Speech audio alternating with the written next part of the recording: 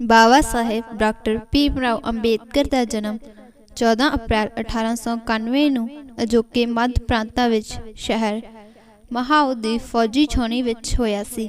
ਉਹ ਰਾਜਮੀ ਮਾਲੋਜੀ ਸ਼ਿਕਪਾਲ ਇੱਕ ਫੌਜੀ ਅਫਸਰ ਜੋ ਸੂਬੇਦਾਰ ਦੇ ਅਹੁਦੇ 'ਤੇ ਸੀ ਅਤੇ ਭੀਮਾ ਬਾਈ ਸ਼ਿਕਪਾਲ ਦਾ 14ਵਾਂ ਅਤੇ ਆਖਰੀ ਬੱਚਾ ਸੀ। ਉਸ ਦਾ ਪਰਿਵਾਰ ਅਜੋਕੇ ਮਹਾਰਾਸ਼ਟਰ ਦੇ ਰਤਨਾਨਗਰੀ ਜ਼ਿਲ੍ਹੇ ਵਿੱਚ ਅੰਬਾਬਾਦ ਸ਼ਹਿਰ ਤੋਂ ਮਰਾਠੀ ਪਿਛੋਕੜ ਵਾਲਾ ਸੀ। ਅੰਬੇਦਕਰ ਦਾ ਜਨਮ ਮਹਾਰ ਜਾਤੀ ਵਿੱਚ ਹੋਇਆ ਸੀ, ਜਿਸ ਨੂੰ ਅਛੂਤ ਸਮਝਿਆ ਜਾਂਦਾ ਸੀ ਅਤੇ ਸਮਾਜਿਕ ਆਰਥਿਕ ਵਿਤਕਰੇ ਦੇ ਅਧੀਨ ਸੀ। ਅੰਬੇਦਕਰ ਦੇ ਪੂਰਵਜਾਂ ਨੇ ਬ੍ਰਿਟਿਸ਼ ਈਸਟ ਇੰਡੀਆ ਕੰਪਨੀ ਦੀ ਫੌਜ ਲਈ ਲੰਮੇ ਸਮੇਂ ਤੋਂ ਕੰਮ ਕੀਤਾ ਸੀ ਅਤੇ ਉਸ ਦੇ ਪਿਤਾ ਨੇ ਮਹਾਓ ਛਾਉਣੀ ਵਿੱਚ ਬਰਤਾਨਵੀ ਭਾਰਤੀ ਫੌਜ ਵਿੱਚ ਨੌਕਰੀ ਕੀਤੀ ਸੀ। ਭਾਵੇਂ ਕਿ ਉਹ ਸਕੂਲ ਗਏ ਸਨ, ਪਰ ਅੰਬੇਦਕਰ ਅਤੇ ਹੋਰ ਅਛੂਤ ਬੱਚਿਆਂ ਨੂੰ ਅਲੱਗ-ਅਲੱਗ ਕੀਤਾ ਗਿਆ ਸੀ ਅਤੇ ਅਧਿਆਪਕਾਂ ਨੇ ਉਹਨਾਂ ਵੱਲ ਬਹੁਤ ਘੱਟ ਧਿਆਨ ਦਿੱਤਾ ਸੀ। ਉਹਨਾਂ ਨੂੰ ਕਲਾਸ ਦੇ ਅੰਦਰ ਬੈਠਣ ਦੀ ਆਗਿਆ ਨਹੀਂ ਸੀ। ਜਦੋਂ ਉਹਨਾਂ ਨੇ ਪਾਣੀ ਪੀਣਾ ਹੁੰਦਾ ਤਾਂ ਕਿਸੇ ਉੱਚ ਜਾਤੀ ਦੇ ਵਿਅਕਤੀ ਵੱਲੋਂ ਉਚਾਈ ਤੋਂ ਪਾਣੀ ਡੋਲਿਆ ਜਾਂਦਾ ਸੀ, ਕਿਉਂਕਿ ਉਹਨਾਂ ਨੂੰ ਪਾਣੀ ਜਾਂ ਪਾਣੀ ਵਾਲੇ ਭਾਂਡੇ ਨੂੰ ਛੂਹਣ ਦੀ ਇਜਾਜ਼ਤ ਨਹੀਂ ਸੀ। ਇਹ ਕੰਮ ਆਮ ਤੌਰ 'ਤੇ ਸਕੂਲ ਦੇ ਚਪੜਾਸੀ ਦੁਆਰਾ ਅੰਬੇਦਕਰ ਲਈ ਕੀਤਾ ਜਾਂਦਾ ਸੀ ਅਤੇ ਜਦੋਂ ਚਪੜਾਸੀ ਮੌਜੂਦ ਨਹੀਂ ਸੀ ਹੁੰਦਾ ਤਾਂ ਉਸ ਨੂੰ ਪਾਣੀ ਪੀਤੇ ਬਿਨਾਂ ਹੀ ਜਾਣਾ ਪੈਂਦਾ ਸੀ। ਉਸਨੇ ਸਥਿਤੀ ਨੂੰ ਬਾਅਦ ਵਿੱਚ ਆਪਣੀ ਲਿਖਤ ਨੋ ਪੀਅਨ ਨੋ ਵਾਟਰ ਵਿੱਚ ਦਰਸਾਇਆ ਸੀ। ਉਸ ਨੂੰ ਅਲੱਗ ਬੋਰੇ 'ਤੇ ਬੈਠਣਾ ਪੈਂਦਾ ਸੀ, ਜਿਸ ਨੂੰ ਉਹ ਨਾਲ ਘਰ ਲਿਜਾਂਦਾ ਸੀ। ਸ਼੍ਰੀ ਰਾਮ ਜੀ ਸ਼ਿਕਪਾਲ 1894 ਵਿੱਚ ਸੇਵਾ ਮੁਕਤ ਹੋ ਗਏ ਅਤੇ 2 ਸਾਲ ਬਾਅਦ ਇਹ ਪਰਿਵਾਰ ਨਾਲ 17 ਚਲੇ ਗਏ। ਉਹਨਾਂ ਦੇ ਜਾਣ ਤੋਂ ਥੋੜ੍ਹੀ ਦੇਰ ਬਾਅਦ ਅੰਬੇਦਕਰ ਦੀ ਮਾਂ ਦੀ ਮੌਤ ਹੋ ਗਈ। ਬੱਚਿਆਂ ਦਾ ਪਾਲਣ ਪੋਸ਼ਣ ਅਤੇ ਦੇਖਭਾਲ ਉਹਨਾਂ ਦੀ ਮਾਸੀ ਨੇ ਕੀਤੀ ਅਤੇ ਮੁਸ਼ਕਿਲ ਹਾਲਾਤਾਂ ਵਿੱਚ ਗੁਜ਼ਾਰੇ। ਉਹਨਾਂ ਦੇ 3 ਪੁੱਤਰ ਬਲਰਾਮ, ਆਨੰਦ ਰਾਓ ਅਤੇ ਭੀਮ ਰਾਓ ਅਤੇ 2 ਬੇਟੀਆਂ ਮੰਜੂਲਾ ਅਤੇ ਤੁਲਸਾ ਹੀ ਬੱਚੇ। ਆਪਣੇ ਭਰਾਵਾਂ ਅਤੇ ਭੈਣਾਂ ਤੋਂ ਸਿਰਫ ਅੰਬੇਦਕਰ ਹੀ ਆਪਣੀ ਪ੍ਰੀਖਿਆ ਪਾਸ ਕਰਕੇ ਹਾਈ ਸਕੂਲ ਗਏ।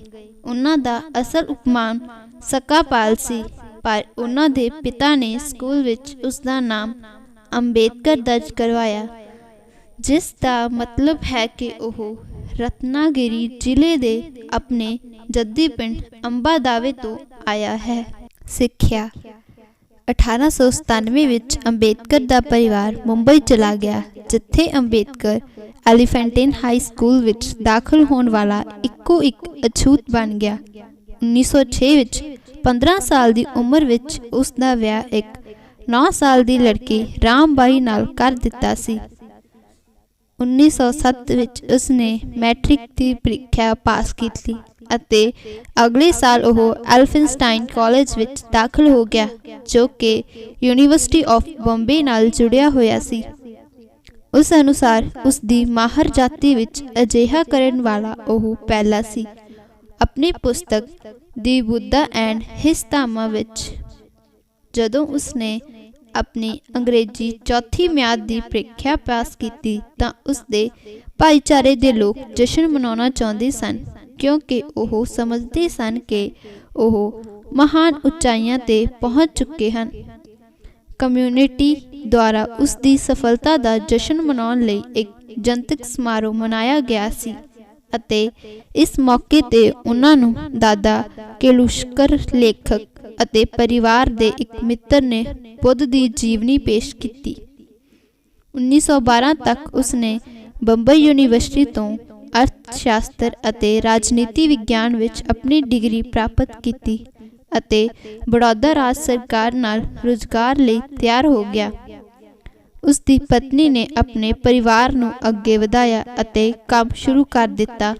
ਜਦੋਂ ਉਸ ਨੂੰ ਛੇਤੀ ਨਾਲ ਆਪਣੇ ਬਿਮਾਰ ਪਿਤਾ ਨੂੰ ਵੇਖਣ ਲਈ ਮੁੰਬਈ ਵਾਪਸ ਆਉਣਾ ਪਿਆ, ਜਿਸ ਦੀ ਮੌਤ 2 ਫਰਵਰੀ 1913 ਨੂੰ ਹੋ ਗਈ ਸੀ। ਕੋਲੰਬੀਆ ਯੂਨੀਵਰਸਿਟੀ ਵਿੱਚ ਪੋਸਟ ਗ੍ਰੈਜੂਏਟ ਦੀ ਪੜ੍ਹਾਈ। 1913 ਵਿੱਚ ਅੰਬੇਦਕਰ 22 ਸਾਲ ਦੀ ਉਮਰ ਵਿੱਚ ਅਮਰੀਕਾ ਚਲਾ ਗਿਆ।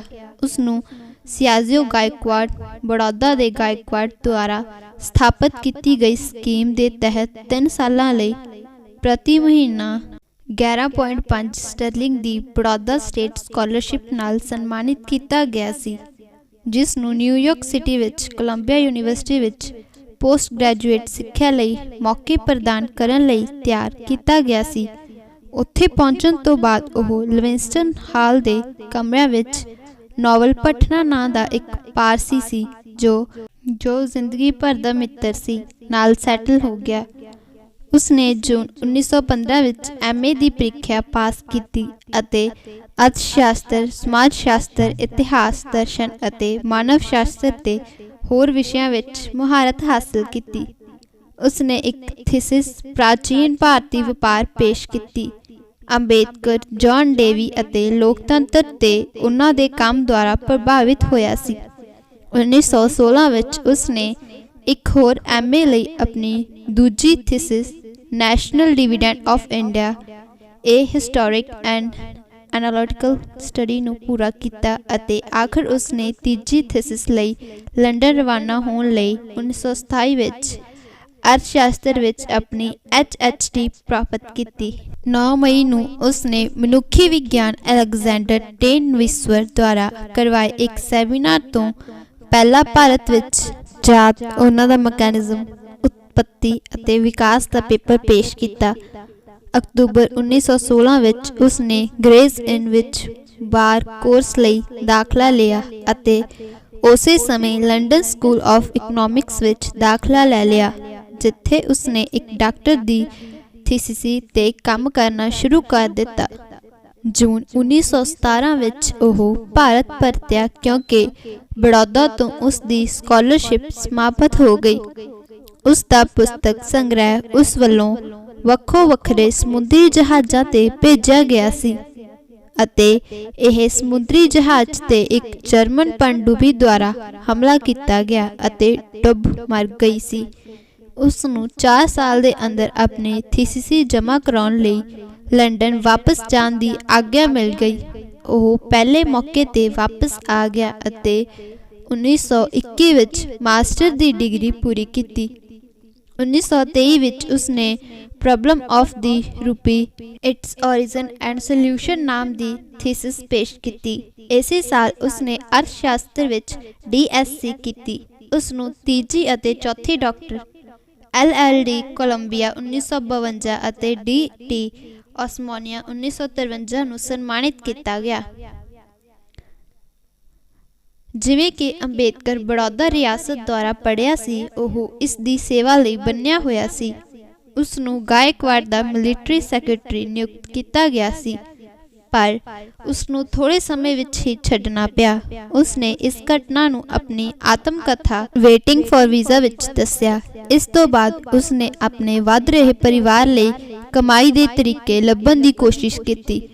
ਉਹ ਇੱਕ ਅਕਾਊਂਟੈਂਟ ਅਤੇ ਇੱਕ ਪ੍ਰਾਈਵੇਟ ਟਿਊਟਰ ਦੇ ਤੌਰ ਤੇ ਕੰਮ ਕਰਦਾ ਸੀ ਅਤੇ ਇੱਕ ਨਿਵੇਸ਼ ਸਲਾਹ ਕਾਰੋਬਾਰ ਦੀ ਸਥਾਪਨਾ ਕੀਤੀ ਸੀ। ਪਰੰਤੂ ਜਦੋਂ ਉਸ ਦੇ ਗ੍ਰਾਹਕਾਂ ਨੇ ਇਹ ਜਾਣਿਆ ਕਿ ਉਹ ਅਛੂਤ ਹੈ ਤਾਂ ਇਹ ਅਸਫਲ ਹੋ ਗਿਆ। ਸੰਨ 1918 ਵਿੱਚ ਉਹ ਮੁੰਬਈ ਦੇ Sydenham college of commerce and economics ਵਿੱਚ ਸਿਆਸੀ ਆਰਥਿਕਤਾ ਦੇ ਪ੍ਰੋਫੈਸਰ ਬਣਿਆ। ਹਾਲਾਂਕਿ ਵਿਦਿਆਰਥੀਆਂ ਨੂੰ ਉਸ ਨਾਲ ਕੋਈ ਦਿੱਕਤ ਨਹੀਂ ਸੀ, ਪਰ ਦੂਜੇ ਪ੍ਰੋਫੈਸਰਾਂ ਨੇ ਉਸ ਨਾਲ ਪੀਣ ਪਾਣੀ ਦਾ ਜੱਗ ਸਾਂਝਾ ਕਰਨ ਤੇ ਇਤਰਾਜ਼ ਕੀਤਾ। ਅੰਬੇਦਕਰ ਨੂੰ ਸਾਊਥ ਬੋਰੋ ਕਮੇਟੀ, ਜੋ ਕਿ ਭਾਰਤ ਸਰਕਾਰ ਐਕਟ 1919 ਦੀ ਤਿਆਰੀ ਕਰ ਰਹੀ ਸੀ, ਦੇ ਸਾਹਮਣੇ ਗਵਾਹੀ ਦੇਣ ਲਈ ਬੁਲਾਇਆ ਗਿਆ ਸੀ। ਇਸ ਸੁਣਵਾਈ ਤੇ ਅੰਬੇਦਕਰ ਨੇ ਅਛੂਤਾਂ ਅਤੇ ਹੋਰ ਧਾਰਮਿਕ ਭਾਈਚਾਰਿਆਂ ਲਈ ਵੱਖਰੇ ਚੋਣ ਹਲਕਾ ਅਤੇ ਰਾਖਵੇਂਕਰਨ ਦੀ ਦਲੀਲ ਕੀਤੀ। 1920 ਵਿੱਚ ਉਸਨੇ ਕੋਲਹਾਪੁਰ ਦੇ ਸ਼ਾਹੂ ਚੌਥੇ ਦੀ ਸਹਾਇਤਾ ਨਾਲ ਮੁੰਬਈ ਵਿੱਚ ਹਫ਼ਤਾਵਾਰੀ ਮੁਕਨਾਯਕ ਦਾ ਪ੍ਰਕਾਸ਼ਨ ਕੀਤਾ। ਅੰਬੇਦਕਰ ਨੇ ਕਾਨੂੰਨੀ ਪੇਸ਼ੇਵਰ ਵਜੋਂ ਕੰਮ ਕਰਨਾ ਸ਼ੁਰੂ ਕੀਤਾ। 1926 ਵਿੱਚ ਉਸਨੇ 3 ਗੈਰ ਬ੍ਰਾਹਮਣ ਆਗੂਆਂ ਦੀ ਸਫਲਤਾ ਨਾਲ ਬਚਾਅ ਕੀਤੀ।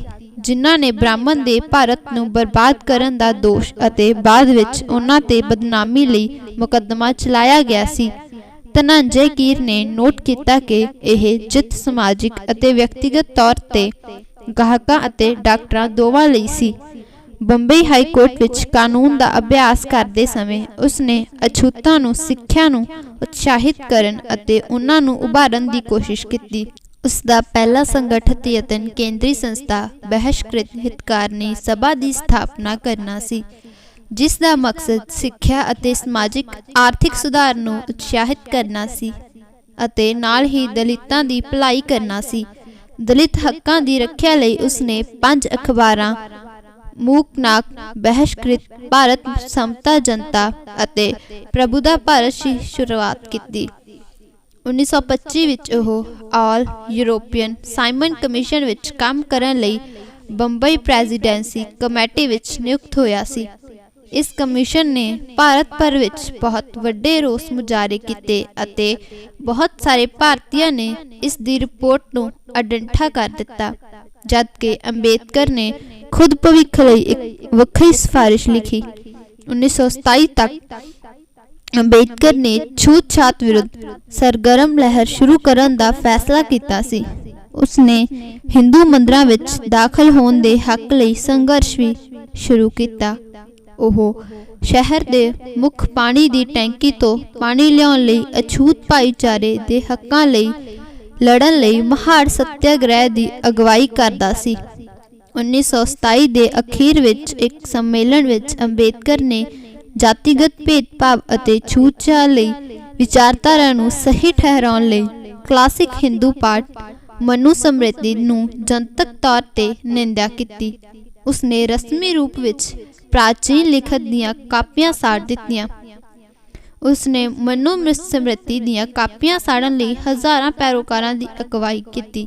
ਇਸ ਤਰ੍ਹਾਂ ਹਰ ਸਾਲ 25 ਦਸੰਬਰ ਨੂੰ ਮਨੂ ਸਮ੍ਰਿਤੀ ਦਹਨ ਦਿਵਸ ਦੇ ਤੌਰ ਤੇ ਅੰਬੇਦਕਰਿਤਾਂ ਅਤੇ ਦਲਿਤਾਂ ਦੁਆਰਾ ਮਨਾਇਆ ਜਾਂਦਾ ਹੈ। 1930 ਵਿੱਚ ਅੰਬੇਦਕਰ ਨੇ 3 ਮਹੀਨਿਆਂ ਦੀ ਤਿਆਰੀ ਪਿੱਛੋਂ ਕਾਲ ਰਾਮ ਮੰਦਿਰ ਅੰਦੋਲਨ ਸ਼ੁਰੂ ਕੀਤਾ। ਕਾਲ ਰਾਮ ਮੰਦਿਰ ਸੱਤਿਆਗ੍ਰਹਿ ਵਿਖੇ 15,000 ਵਲੰਟੀਅਰ ਨਾਸਿਕ ਦੀ ਸਭ ਤੋਂ ਵੱਡੀ ਮੁਹਿੰਮ ਵਿੱਚ ਇਕੱਠੇ ਹੋਏ। ਇਸ ਜਲੂਸ ਦੀ ਅਗਵਾਈ ਇੱਕ ਫੌਜੀ ਬੈਂਡ ਸਕਾਊਟਸ ਦਾ ਇੱਕ ਬੈਚ ਦੁਆਰਾ ਕੀਤੀ ਗਈ ਸੀ। ਔਰਤਾਂ ਅਤੇ ਪੁਰਸ਼ ਪਰਮੇਸ਼ਵਰ ਨੂੰ ਪਹਿਲੀ ਵਾਰ ਦੇਖਣ ਲਈ ਅਨੁਸ਼ਾਸਨ, ਆਦੇਸ਼ ਅਤੇ ਦ੍ਰਿੜਤਾ ਦੇ ਰਾਹ ਤੇ ਚੱਲੇ ਸਨ।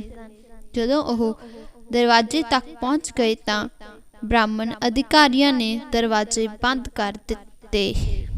15 ਅਗਸਤ 1947 ਨੂੰ ਭਾਰਤ ਦੀ ਆਜ਼ਾਦੀ ਬਾਅਦ ਕਾਂਗਰਸ ਦੀ ਅਗਵਾਈ ਵਾਲੀ ਨਵੀਂ ਸਰਕਾਰ ਨੇ ਅੰਬੇਦਕਰ ਨੂੰ ਦੇਸ਼ ਦੇ ਪਹਿਲੇ ਕਾਨੂੰਨ ਅਤੇ ਨਿਆਂ ਮੰਤਰੀ ਵਜੋਂ ਸੇਵਾ ਕਰਨ ਲਈ ਸੱਦਾ ਦਿੱਤਾ, ਜਿਸ ਨੂੰ ਉਸਨੇ ਸਵੀਕਾਰ ਕਰ ਲਿਆ। 29 ਅਗਸਤ ਨੂੰ ਉਸਨੂੰ ਸੰਵਿਧਾਨ ਡਰਾਫਟ ਕਮੇਟੀ ਦਾ ਚੇਅਰਮੈਨ ਨਿਯੁਕਤ ਕੀਤਾ ਗਿਆ ਅਤੇ ਭਾਰਤ ਦਾ ਨਵਾਂ ਸੰਵਿਧਾਨ ਲਿਖਣ ਲਈ ਸੰਵਿਧਾਨ ਸਭਾ ਦੁਆਰਾ ਨਿਯੁਕਤ ਕੀਤਾ ਗਿਆ। ਅੰਬੇਦਕਰ ਇੱਕ ਬੁੱਧੀਵਾਨ ਸੰਵਿਧਾਨਿਕ ਮਾਹਰ ਸੀ, ਜਿਸ ਨੇ 60 ਦੇਸ਼ਾਂ ਦੇ ਸੰਵਿਧਾਨ ਦੀ ਪੜ੍ਹਾਈ ਕੀਤੀ ਸੀ।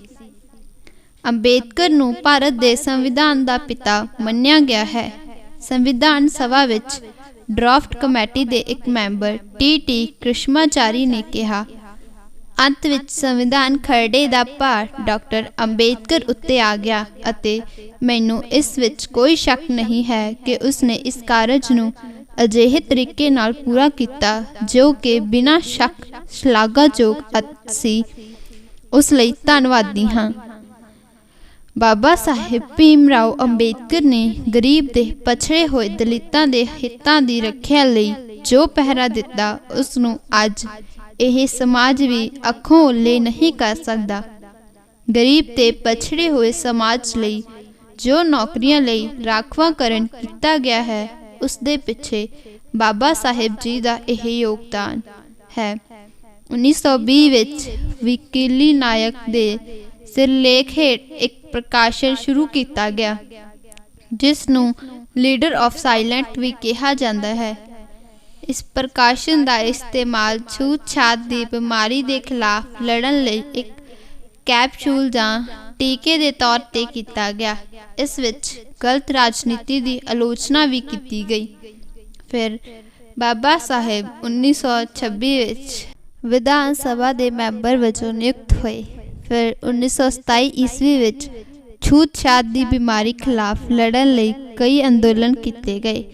ਉਸ ਸਮੇਂ ਦੌਰਾਨ ਛੂਤ-ਛਾਤ ਦਾ ਇੰਨਾ ਬੋਲਬਾਲਾ ਸੀ ਕਿ ਗਰੀਬ ਵਰਗ ਦੇ ਲੋਕਾਂ ਦੇ ਹੱਥਾਂ ਦਾ ਕੋਈ ਪਾਣੀ ਵੀ ਪੀਣ ਲਈ ਤਿਆਰ ਨਹੀਂ ਸੀ। ਉਹਨਾਂ ਨੂੰ ਮੰਦਰਾਂ ਵਿੱਚ ਜਾਣ ਦੀ ਵੀ ਮਨਾਹੀ ਸੀ।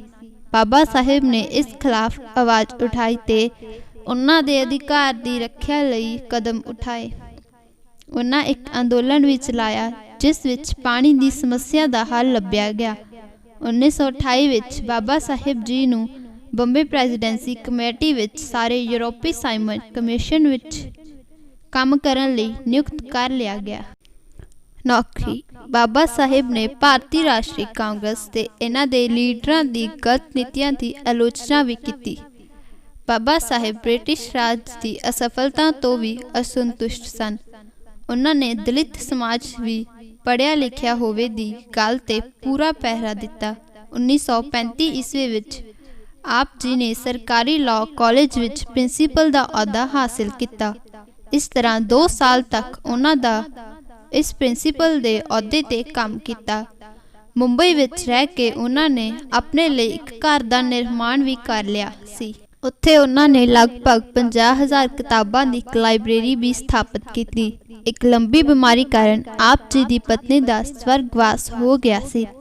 ਸੰਵਿਧਾਨ ਕਮੇਟੀ ਦੇ ਚੇਅਰਮੈਨ 1936 ਵਿੱਚ ਆਜ਼ਾਦ ਲੇਬਰ ਪਾਰਟੀ ਦਾ ਨਿਰਮਾਣ ਹੋਇਆ। ਉਹਨਾਂ ਲੇਬਰ ਮਿਨਿਸਟਰ ਦੇ ਤੌਰ ਤੇ ਕੰਮ ਵੀ ਕੀਤਾ। ਫਿਰ 1939 ਈਸਵੀ ਤੋਂ 1945 ਈਸਵੀ ਦੇ ਕਾਰਜਕਾਲ ਦੌਰਾਨ ਕਈ ਕਿਤਾਬਾਂ ਦਾ ਪ੍ਰਕਾਸ਼ਨ ਵੀ ਕੀਤਾ। 15 ਅਗਸਤ 1947 ਨੂੰ ਭਾਰਤ ਆਜ਼ਾਦ ਹੋ ਗਿਆ। ਸਰਕਾਰ ਵਿੱਚ ਆਪ ਨੇ ਲਾਅ ਮਿਨਿਸਟਰ ਦਾ ਅਹੁਦਾ ਸੰਭਾਲਿਆ। 29 ਅਗਸਤ ਨੂੰ ਬਾਬਾ ਸਾਹਿਬ ਨੂੰ ਸੰਵਿਧਾਨਿਕ ਡਰਾਫਟ ਕਮੇਟੀ ਦਾ ਚੇਅਰਮੈਨ ਨਿਯੁਕਤ ਕੀਤਾ ਗਿਆ। ਭਾਰਤੀ ਸੰਵਿਧਾਨ ਦਾ ਨਿਰਮਾਣ ਵੀ ਬਾਬਾ ਸਾਹਿਬ ਨੇ ਹੀ ਕੀਤਾ। ਫਿਰ 26 ਨਵੰਬਰ 1949 ਨੂੰ ਇਸ ਸੰਵਿਧਾਨ ਨੂੰ ਵਿਧਾਨ ਸਭਾ ਵੱਲੋਂ ਅਪਣਾ ਲਿਆ ਗਿਆ। ਉਹ ਡਾਇਬਟੀਜ਼ ਦੇ ਰੋਗ ਤੋਂ ਪੀੜਿਤ ਸਨ। ਫਿਰ 6 ਦਸੰਬਰ 1956 ਨੂੰ ਆਪਣੇ ਦਿੱਲੀ ਵਾਲੇ ਨਿਵਾਸ ਸਥਾਨ ਤੇ ਉਹਨਾਂ ਦਾ ਸਵਰਗਵਾਸ ਹੋ ਗਿਆ। ਉਹਨਾਂ ਨੇ ਭਾਰਤੀ ਸਮਾਜ ਲਈ ਜੋ ਕੁਰਬਾਨੀਆਂ ਦਿੱਤੀਆਂ ਹਨ ਉਹ ਨਾ ਭੁੱਲਣਯੋਗ ਹਨ।